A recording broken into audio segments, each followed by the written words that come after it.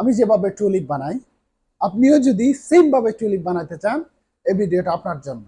কিভাবে আমি খুব সহজে একদম ইজিলি টুলিপটা বানাই, ওটা আপনাদেরকে আমি আজকে দেখাবো। সো আসেন, প্রথমত আমি আস্প্রাসোটা নিয়ে নিচ্ছি, বিনসটা নিয়ে নিচ্ছি, সরি। বিনস নেওয়া শেষ। এখানে আমার 18 গ্রাম বিনস নিয়েছি আমি।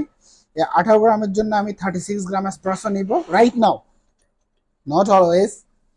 আমি সবসময় মাঝে মাঝে 34 নিই, মাঝে মাঝে 30 গ্রাম নিই, মাঝে মাঝে 36 গ্রাম নিই, মাঝে মাঝে 40 গ্রাম নিই। এটা আমার আমার উপরে ডিপেন্ড করে আমি কতটুকু নিচ্ছি।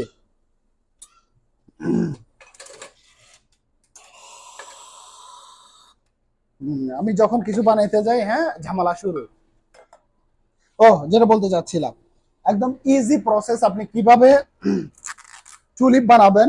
আপনি নতুন হন বা পুরান তো আমার থেকেও ভালো পারে, বাট যারা নতুন, এই ভিডিওটা শুধুমাত্র তাদের জন্য। আপনি কিভাবে একদম ইজি ভাবে, একদম ইজি প্রসেসে আপনি টুলিপটা বানাবেন, ওটার একটা প্রসেস আমি আজকে আপনাদেরকে শেয়ার করতেছি।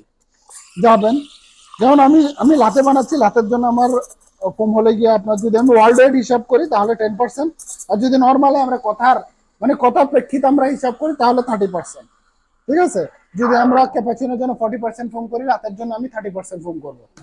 ঠিক আছে, আর যদি আপনি ওয়ার্ল্ড ওয়াইড হিসাব করেন তাহলে আপনি ক্যাপাচিনোর জন্য 15%, লাতের জন্য আপনি বানাবেন 10%। তো কিভাবে আমি একদম ইজি ভাবে টুলিপটা বানাই, ওটার একটা প্রসেস আমি আপনাদেরকে শেয়ার করবো। আসেন দেখেন, প্রথমত আমি কি করলাম, একদম কাট করে ধরলাম, উপর থেকে আরামসে মিক্স করলাম। মিক্স করা শেষ, আরামসে দিলাম, কাপ ঠেললাম, আরামসে দিলাম, কাপটা সোজা করলাম, ঠেললাম, আরামসে দিলাম, কাপ সোজা করলাম, ঠেললাম, আরামসে দিলাম, কাপ সোজা করলাম, ঠেললাম, আরামসে দিলাম, কাপ সোজা করলাম, ঠেললাম, আরামসে দিলাম, কাপ সোজা করলাম, ঠেললাম, আরামসে দিলাম, কাপ সোজা করলাম, ঠেললাম, আরামসে কাপ সোজা ঠেললাম, বেশি করে দিয়ে উপরে তুলে লাস্টটা শেষ করে দিলাম।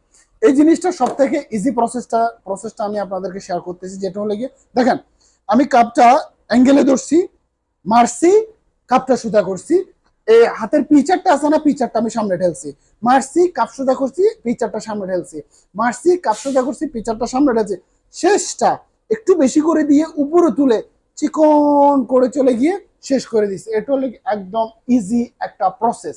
আপনি জাস্ট মাথার মধ্যে সেভ করে রাখবেন যে আমি আমার কাপটা সোজা করতে হবে, একটু বেশি পরিমাণে ঢালতে হবে, ঢেলে এই হাতটা আমি হালকা একটু গেসে সামনের দিকে নিতে হবে।